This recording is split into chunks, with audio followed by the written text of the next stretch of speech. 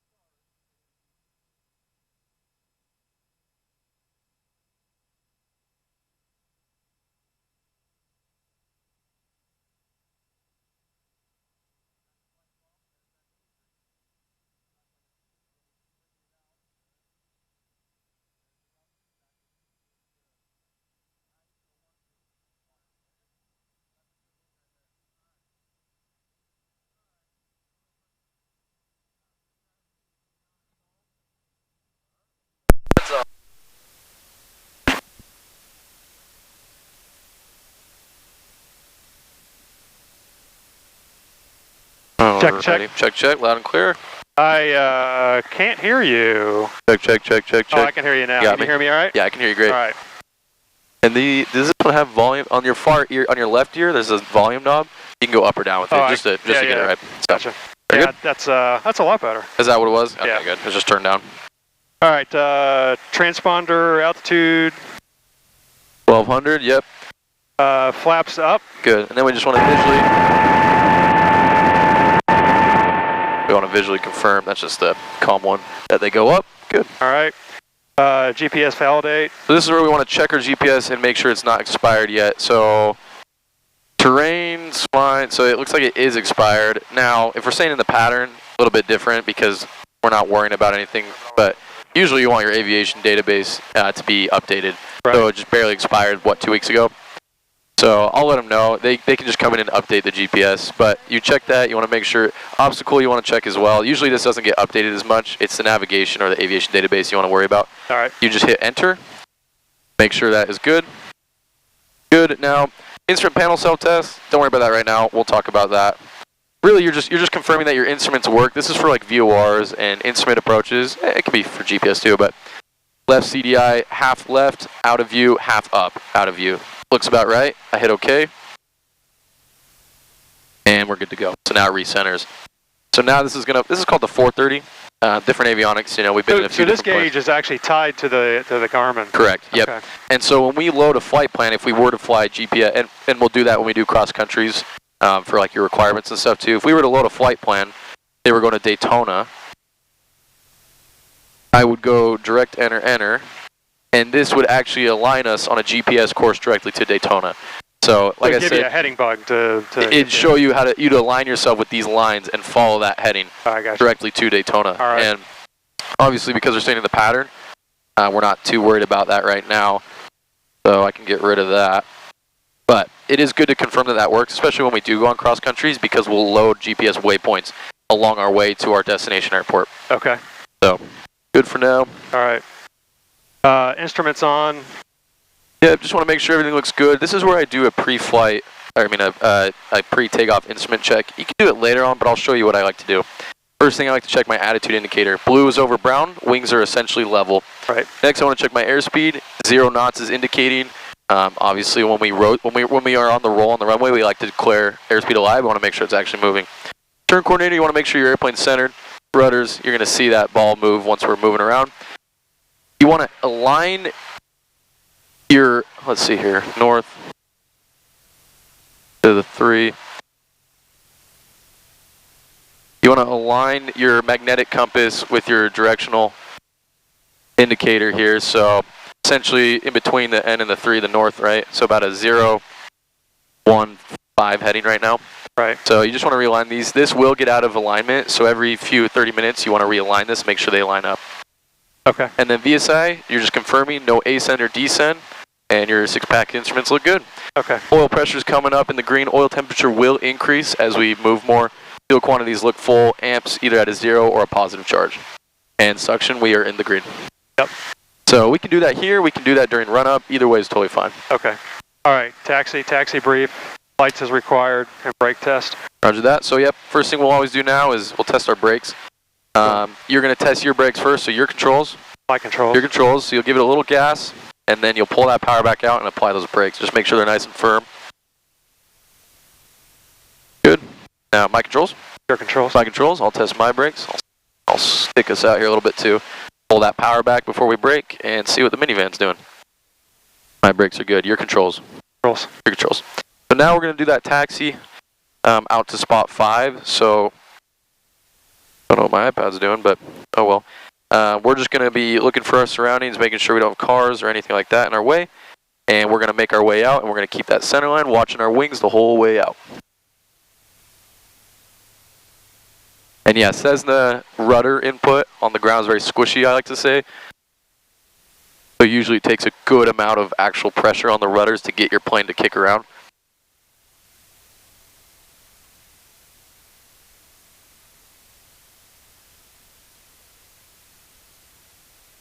Those Allegiant planes have been sitting for a while. Oh yeah, they're gutted. These ones have no engines. Those two, they're just graveyard, and I guess it's cheaper to keep them there than dismantle them. As we come out here, I always like to check my right, especially, and also my left, because there are fuel tank trucks that come through over here. Clear right, Clear center, right, and left. Clear left. Very good, and we'll just follow that center line out.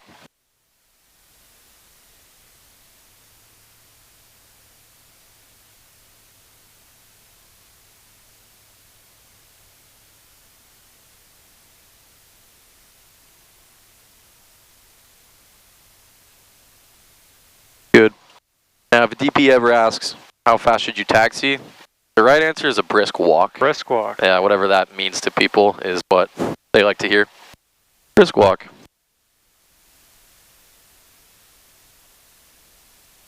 be fair, I guess. I do understand it, especially at this airport where we do have Allegiance taxiing with us, so makes more sense here. See an L3 guy over there at the run-up spot, so we'll just do our best to... I think you remember they kind of just do their thing, so we'll try and align ourselves with all those guys when we can, but... What's the winds today? Winds were 160, so they were direct crossing, but they're only at 6 knots. We'll check the METAR, we'll get the weather, or the ATIS, when we're up here doing our pre-flight though. So, let's see what we got. We got a Seminole right here. Hold here for just a second, let's see where he goes. What we'll probably do is sneak behind him. We can start kicking this to the left. We'll sneak behind him and come around on the far left side of the Cirrus over there. Let's just see what he's doing though. Like I said, they kind of just... What about the Seminole? Yeah, we'll try and... If he would pull up for us, that would be nice. Like he... Looks like he's not pulling up. Alright, my controls? Your controls. My controls. Just gonna get us kicked around here. And we got this guy coming too. So this is the chaos of spot 5. That's a pretty Cirrus. Oh yeah, look at that. That one's pretty. Paint job. I'm doing here. Never sounds good. I'm gonna let this get chaotic here today, actually, to be fair. I got another Archer coming up. We got Cirrus taking the front. We're just gonna sneak in and find a spot with all these guys. Yeah, that's a really nice plane. Only $1 million. Yeah, exactly. Just a casual. No problem, right? Not for you. I got 1/10 of that in debt. That counts. I guess if you can't afford the Diamond DA50, you get a Cirrus, right? High performance. Those things can cruise. I'll tell you that much for free. 50 is a pretty airplane. Yeah, that's pretty too. Pretty colors. You know what? I'm just gonna kick us out and around here because Seminole decided to do his thing. I blame them. Sloppy. All right, your controls. Your controls. Right. So let's go ahead. We're gonna do our run up. First thing I like to check though is the winds.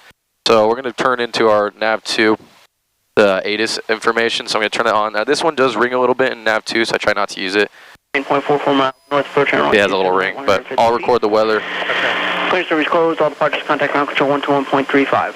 All aircraft departing runway 9 left, tower frequency 120.3. All aircraft departing runway 9 center, runway 9 right, tower frequency 135.25. Oh, Flight contact you information, Golf. Golf 1453 Zulu, observation wind 150 visibility 10, sky clear, temperature change a little bit. 2.15, altimeter 3016. 3016. Visual approach runway 9 right in use, landing in departing runway 9 left, runway 9 center, runway 9 right. Approach being conducted to parallel and intersecting runways. NOTAMs, attention all aircraft 5G NOTAMs in effect for Sanford. For further information, contact flight service frequencies. Caution numerous birds on about the airport. Taxiway Bravo between runway 1836, taxiway Bravo 8 closed. Taxiway Charlie between runway 1836, taxiway Bravo 7 closed. Taxiway Bravo 7 closed. Taxiway Alpha 3 between best spot. left, taxiway Alpha closed. Taxiway Bravo 8 closed, aircraft wingspan greater than 118 feet. Taxiway Bravo surface painted, holding position signs for runway 1836, west side not standard. This is all the closures on the intersecting runway and the taxiway. North side not standard. Been closed forever. 3 surface painted, holding position signs for runway 9 left not standard. Crane 0.44 miles north, approaching runway 27 right, 150 feet. Clear service closed. All departures contact ground control 121.35. All aircraft departing runway 9 left, tower frequency 120.3. All aircraft departing runway 9 center, runway 9 right, tower frequency 135.25. Flight just contact you information, Golf. Very good. So yeah, I like to cycle through the whole thing. Any abnormal notice to airmen, you're gonna always get those closures for now until they decide to fix the intersecting runway here. And the winds moved a little bit. 150 at 9, so it is going to be a decent crosswind. We're going to talk about that when we're flying. We're going to have to apply more aileron into that wind as we're coming into land in order to not get pushed off to the side, essentially.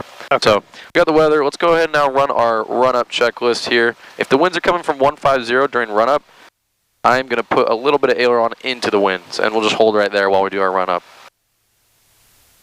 So go ahead. Yeah, that looks like a good run-up. Yeah, you can go ahead and brake run it. set, mixture, best power, so mixture full. Yep, back to full. Good. Primer is in and locked. Throttle to 1700. Roger that.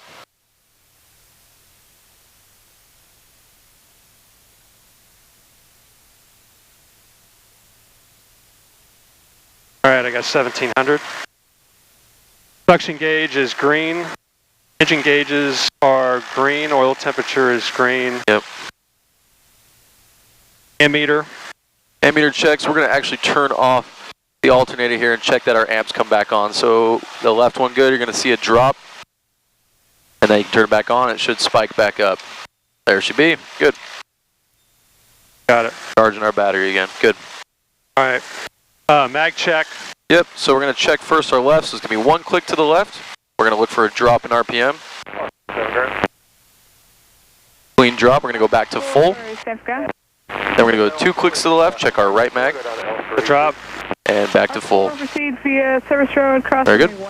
Mags look good. Okay. R4 proceed to service road cross. All right, carb heat on. You're welcome. Feel a little roughness. Small drop. Throttle to idle. Yep, very good. Make sure our engine doesn't die on us.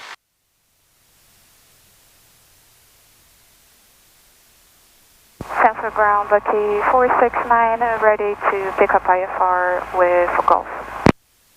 Very good. Bucky 469, Sanford. All right, carb heat off. To the Sanford Airport via the Sanford 1 departure. Mixture lean. As filed. You'll lean it all the way out till you. Yeah, and this is the one where just be careful. Yeah, but yeah, I'd still do it. Just go a little bit slower, I would say. But yeah, taking it to the lean, it's a good habit to develop now. 135.3 and spark 3441, Bucky 469. Bucky 469, read back, correct? Being in Florida and at sea level, a lot of people don't take leaning as serious. R4 ground. Can I use There's the roughness back in. Oh, yep, there it is. Yeah, that's why you gotta go quick. Once it kicks, you gotta go quick in. That's why I go slow out. Good. all right. So, couple turns back in. Very good. ATIS, we grabbed that. I already got that. Radios, we're on with ground, and then I'm gonna put tower frequency in.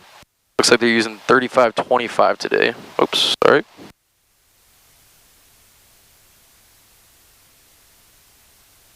Comms, don't worry about that yet. We'll slowly progress you into the comms. Fire truck's going out. Is that because of an emergency, or is that just... Clear movement, thank you. Are they just moving a... Yeah, they might just be moving a fire truck. Alright. Radios test, good, we're listening. We'll go ahead and give them a call. Instruments set. So same thing, instruments we normally want to set if we're going on a GPS flight plan. We're going to stay in the pattern. Let's talk a little bit about how pattern works in Sanford. So as you know, normally when we come into land, they give us center, 9er center, or if it was vice versa. Today they're using 9s. What they're going to do, they're going to taxi us out. They're going to have us take off on 9er center, but because we're staying here in the pattern, they're going to have us sidestep and essentially enter a crosswind, downwind base final for 9er right. So it's going to be further out here. You've seen it. Yeah, I know where it's at. Yeah. Yeah, and so we'll do all of our pattern work there, and then we're ready to come back in. They'll sidestep us back to center. So that's how they like to do it here. They like to keep their VFR traffic separate from actual airplanes coming into land. So we're going to be doing our pattern work on 9er right. Correct. Good. Yep. So we'll take that first takeoff generally on 9er center. Like I said, this is all normal. They can change anything they want. Right. Take off 9er center. We'll sidestep big crosswind, downwind base final over on 9er right. And we'll just work on landings. We're going to do full stop taxi back today. So you're practicing both your landings and your takeoffs. Landings, I'm going to obviously be talking you through it, helping you out. We're going to really work on that because, I mean, the pattern was great. We've already done that a lot. But we're really going to work on entering that ground effect, holding aft pressure, and touching down at the right airspeed. So we're going to get you some landings today. Other than that, we're good for now. I'll go ahead and contact them.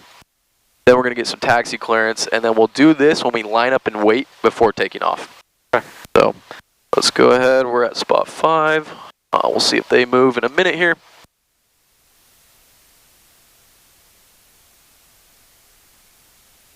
Yeah, he's moving. Very good.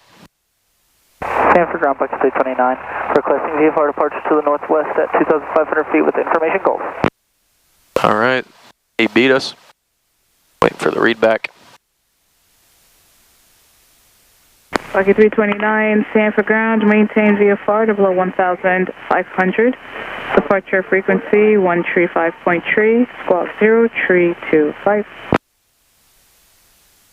Maintain VFR at or below 1,500 feet.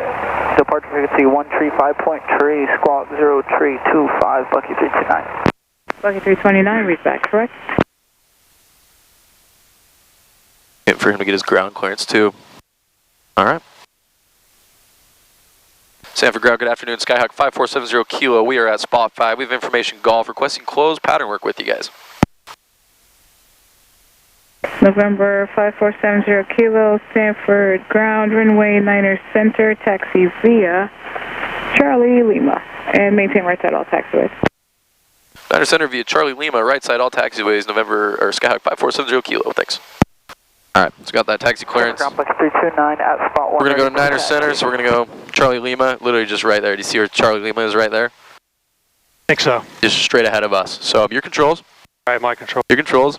You can start that taxi. I know it's not really a good spot in here to put that, huh? Maybe you could stick it right here? Maybe. Stick good? Yeah, sticks all right. Wherever's best for you, but we'll be watching before we move. Clear right, center, left again. We're looking at the Seminole. Very good. We'll work our way out.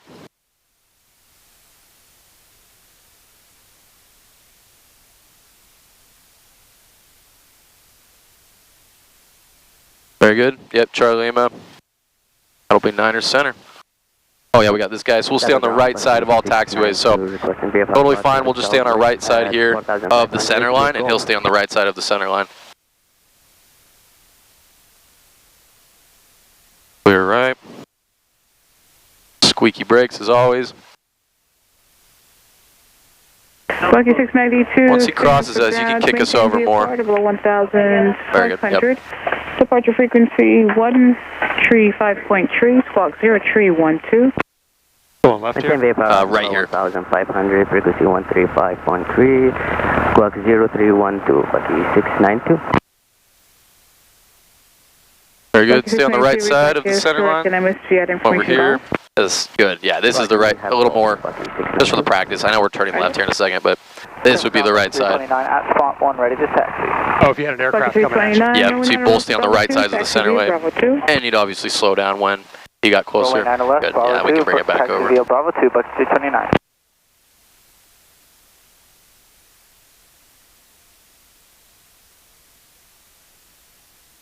And for the sake of if this guy comes over here, why don't you come over to the right more and just take a further right spot? I don't know. I wasn't listening, but in case he does want to line up next to us, he can. To the I don't know. I don't know what he's doing. So very good. All right. Holding short for takeoff checklist. We'll run that one now. The pre-takeoff checklist. I'm going to swap over to tower frequency here. All right, fuel selectors set to both. Trim. Good, nice and centered. One doesn't have a line to line. No, it doesn't have a rudder. Oh, rudder trim. Yeah, nope. Seat belts on as well as shoulder harnesses.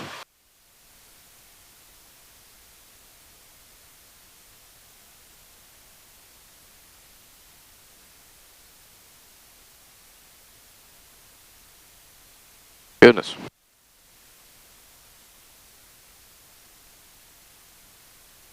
Sheriff 2 on the go. Sheriff 2, runway 9 right, clear for the option. Sheriff 2, 9 right, clear the option. Sheriff is a helicopter. Oh, yeah. Yeah, he takes out of here a lot. I think he's based over there.